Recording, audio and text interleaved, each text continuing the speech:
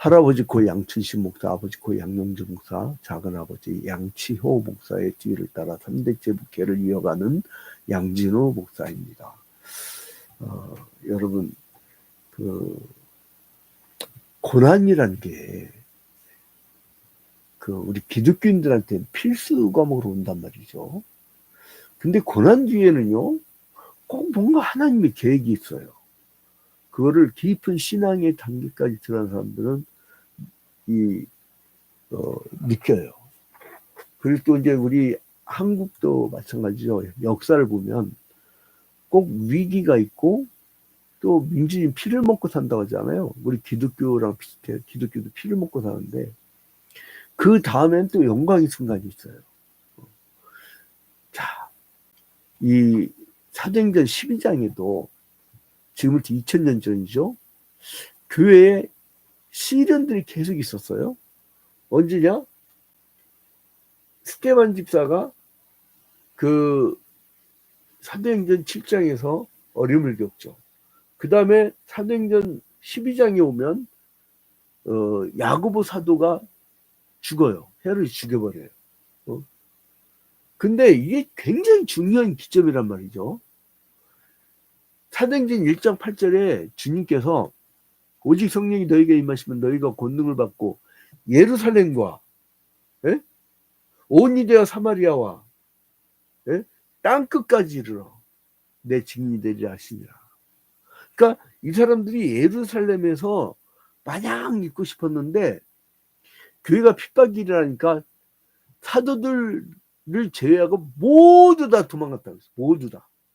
그러니까 이 사람들이 1장부터 8장에 보면 예루살렘 성에 머물렀던 사람들이 핍박이 일어나니까 유대와 사마리아까지 뻗어나간 거예요.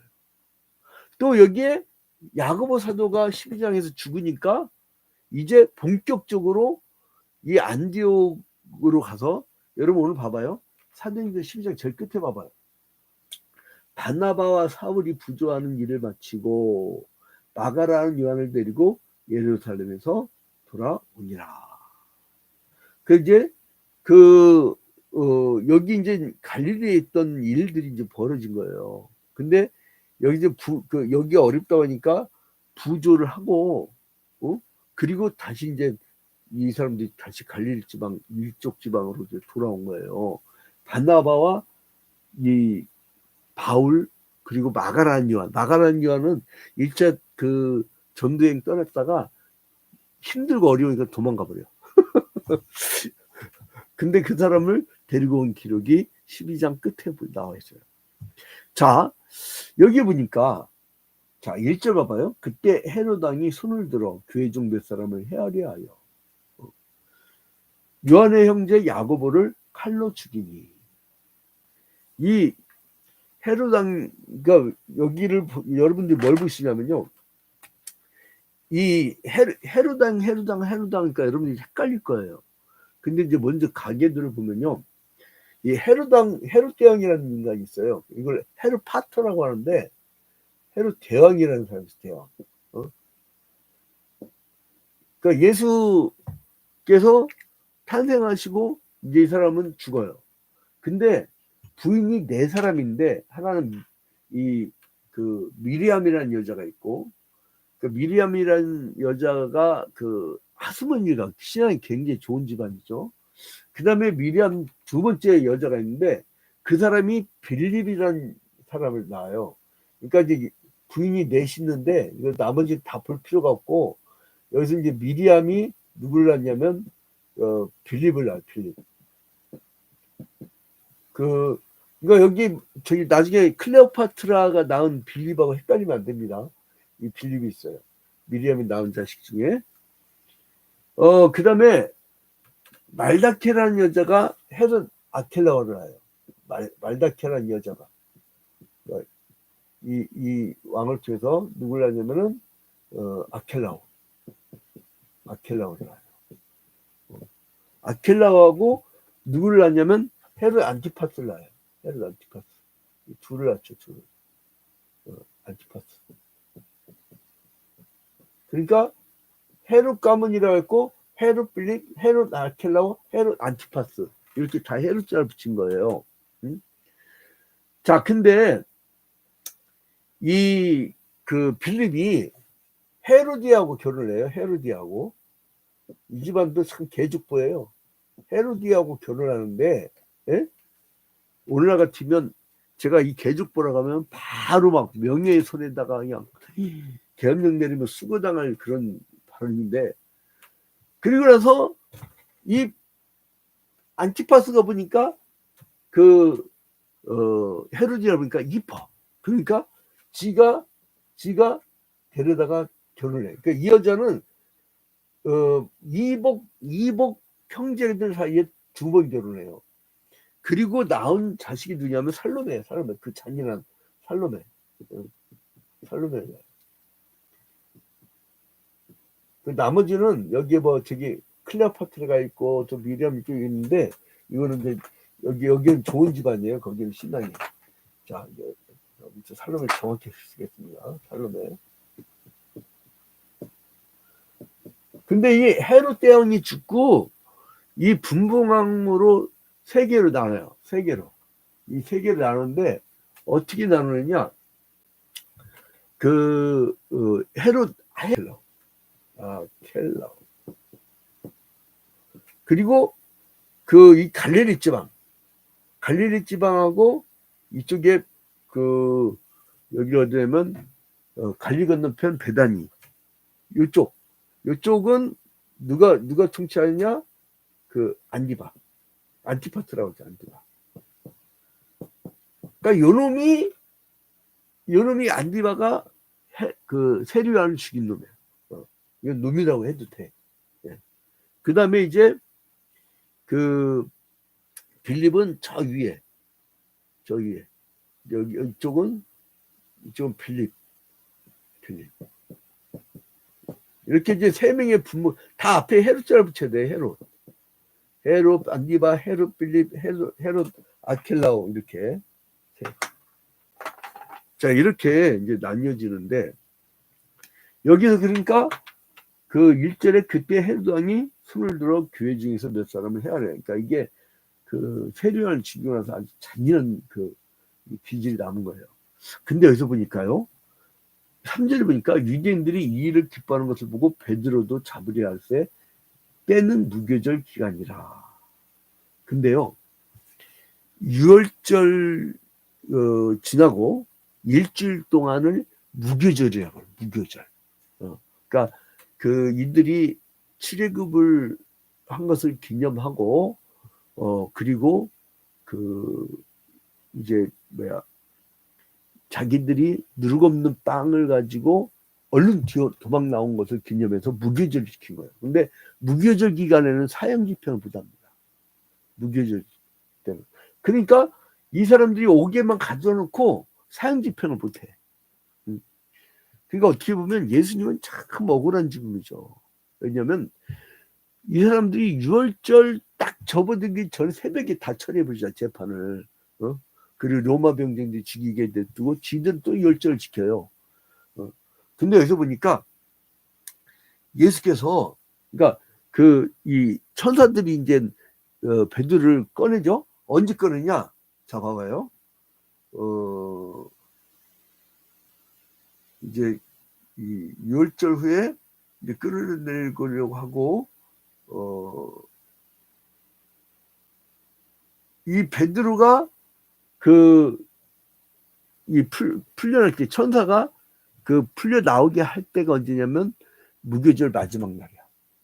그러니까 그 다음날 어째 무교절 끝나면 사형 집행이 되는 거예요. 그러니까 하나님이요 우리가 어떤 위기의 순간이 오면요 막바지에 피할 길을 내주시는 거예요. 시험을 당할 때 피할 길을 내어주셔요. 그거는 주체는 하나님이야. 우리가 이제 할 수가 없는 것이죠. 자, 그런데 아무튼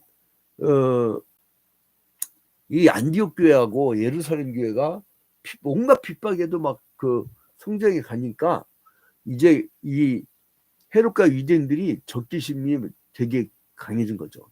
아니 자기들이 죽인 예수의 제자들이 저렇게 많아져? 그러면서 이 사람은 여기서 나오는 헤롯 아그리파 1세. 아그리파. 이 집안이 막 개족보라 아주 정신이 안 없어요. 자, 헤롯 아그리파 1세. 2세다, 2세. 그러니까 이제 낳고 또 낳고 손주야, 손주. 아, 이거 참 개족보 집안이라. 자, 그러니까 유대인들한테는 인기가 좋은 집안이죠. 하스몬 일가니까 이 말라기에서 마태복음 사이에 신앙을 지키려던 그런 집안이에요. 그런 집안이 헤롯 대왕한테 시집을 온 거야. 자, 아무튼 그래서 이 유대인들에게 호감을 살려고 모든 일을 다 했어요. 그러니까 유대인들이 막 그 예수를 믿는 자들 죽이라고 하니까 이 헤롯도 이제 이제 뭐야 이 사람들이 한심을 살려고 이게 정확하게 내가 아무튼 헤롯 아그리파야. 헤롯 아그리파. 이제 이거를 개족보라서 근데 아무튼간에 이 사람이 그러니까 그 유대인들이 좋아하는 것을 여론조사에 굉장히 신경 썼던 사람 같아요. 그래가지고 이 그리스도를 막 체포했고 그리고 요한의 형제 야고보를 막 처형하고 그래서 이제 그 유대인들의 환심을 살려고 한 거예요. 그러니까 참 인간이 그러니까 이 신 앞에 두려워하지 않는 자는 사람의 눈치를 보고 살아. 그래서 이제 이 예루살렘의 그리스도인들은 교회 핍박이 닥쳐 오니까 이제 그 구약 시대 아직도 구약이 매여 있는 예수 그리스도의 신약의 시대를 넘어지 못하고 아직도 구약이 매여 있는 사람들이 불편했어요. 자, 그래서 이제 베드로를 잡아갖고 죽이려고 그랬는데 이제 야고보를 처형한 뒤에 이제 베드로를 가뒀는데 이제 이 베드로를 가두고 나서 어떻게 했냐면 군사를 네 명씩 네 패로 그러니까 굉장히 보초를 철저히 쓴 거죠. 네 패로 나눠가지고요. 이제 계속 교대 근무시키면서 베드로를 감옥에 넣고 탈출하지 못하게 철저히 막았던 거예요. 왜냐하면 전에 한번 감옥에 탈출한 기억이 있잖아요. 그러니까 이 사람이 다시는 못 나오게끔 하려고 이렇게 철저하게 있단 말이에요. 근데 뭐를 했느냐? 이 베드로가 갇혔을 때 뭐를 했냐? 5절 봐봐요. 5절. 이에 베드로는 옥에 갇혔고 교회는 그를 위하여 간절히 하나님께 기도하더라. 간절히 하나님께 기도했어요. 그러니까 그 무교절 주간 마지막 날, 그러니까 그러니까 무교절 때 처형 부단다 있잖아요. 무교절이 지나고 나면 이제 처형당하는 거예요. 그래서 이제 그 무기절 주간의 마지막 날, 곧 처형당하기 전날 밤에 베드로는 기적적으로 천사의 도움으로 도망쳐 나올 수 있었죠. 이건 초자연적인 방법이에요. 여러분, 하나님이 성도의 위기 때에 초자연적인 방법을 동원해서라도 건져내십니다. 왜요? 하나님의 구속사를 이끌어 가셔야 되니까. 에덴 동산의 원죄, 그리고 구약시대 내내 율법 아래 죄악에서 풀려나지 못한 인간들, 그리고 예수 그리스도의 대속의 죽음, 그 후에 복음의 전파, 그리고 예수님 재림할 때까지 계속된 전파를 해야 되는데 왜 베드로가 죽으면 어떻게 돼? 그러니까 이게 베드로가 이제 나오면서 교회는 큰 어떤 믿음의 성장이 있었던 거예요. 그래서 이제 많은 성도들이 모여서 막 기도를 하고 있었는데 이 석방돼가지고 석방이 아니지 도망쳐 나가지고 이제 베드로가 마가라는 요한의 어머니 마리아 집에서 성도들이 다 모여서 기도하고 있을 때 그 집을 가요. 그래서 13절에 보니까 베드로 뱀을 막 두드려요. 그때 누가 나타나냐? 로데라는 여자예요. 로데라는 하는 여자애가 나타나요. 아니 그 문을 열어요. 그래서 베드로네? 그래갖고 사람들한테 야 베드로가 왔어요. 베드로가 막 그렇게 얘기하니까 아니 이 사람들이 뭘 기도했어요? 베드로의 안전과 베드로의 석방을 위해 기도했을 거 아니에요. 그럼 당연히 베드로가 나와야 되잖아. 근데 베드로가 왔어. 근데 이 로데가 베드로가 왔어요. 그러니까 14절 봐봐. 14절. 베드로의 음성인 줄 알고 기뻐하여 문을 미처 열지 못하고 달려들어가 말하되 베드로가 대문 밖에 섰더라 하니 사람 그들이 말하되 베드로 로데라는 여자 뭐라고 그래요? 네가 미쳤다. 지들은 베드로 석방되기다가 기도해놓고 석방돼서 오니까 로데가 베드로가 왔어요. 그러니까 네가 미쳤다. 이게 기도하는 사람들의 이중성이에요. 믿지 않는데 남들이 기도하니까 기도하는 사람이 있고 붕괴 때 그런 사람들 있잖아요. 남들 은혜 받고 막 눈물 콧물 짜면 회개 기도하는데 이거 뭐 하는 짓들인가 하고 쳐다보는 사람이 있고 그러니까 이건 구경꾼이야. 신앙이 구경꾼.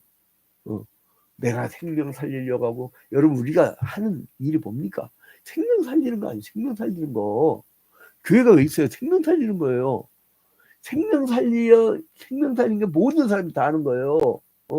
여러분 봐봐요. 스테반 집사, 빌립 집사 이 사람들은 무슨 전문가들보다 더 전도 많이 했어요. 복음 전하는 거 봐봐요. 설교 내용 봐봐요. 기가 막히지. 평신도가 나는 안 되고 장로교의 창시자 짠 칼뱅이요. 존 칼빈이 여러분 주일학교 교사였어요. 목사일 때 글 쓴 게 아니야. 기독교 강요를 주일학교 교사가 쓴 거라니까.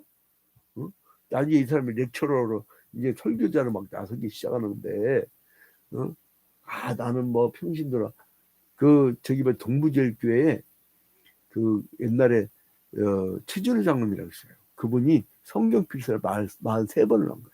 그러니까 학교 교감하면서 학교 마치 무조건 집에 가고 성경 필사하는 거예요.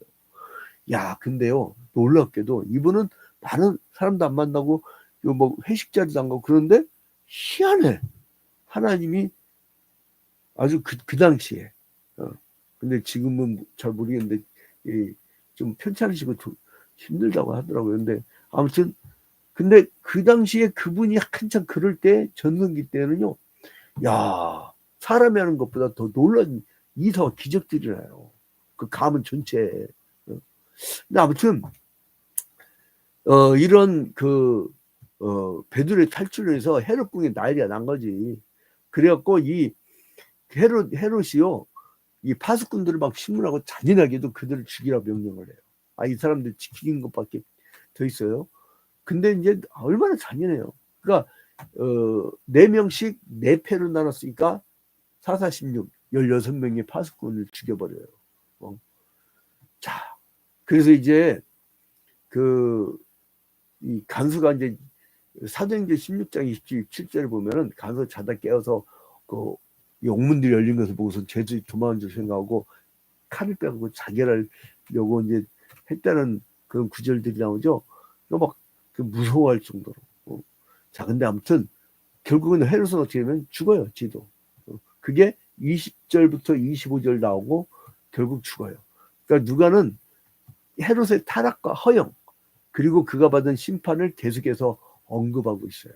누가는 헤롯이 왕복을 입고 거만하게 지가 왕복을 입을 수 있었나? 근데 이 식민지예요. 근데 이제 아무튼 거만을 부리고요.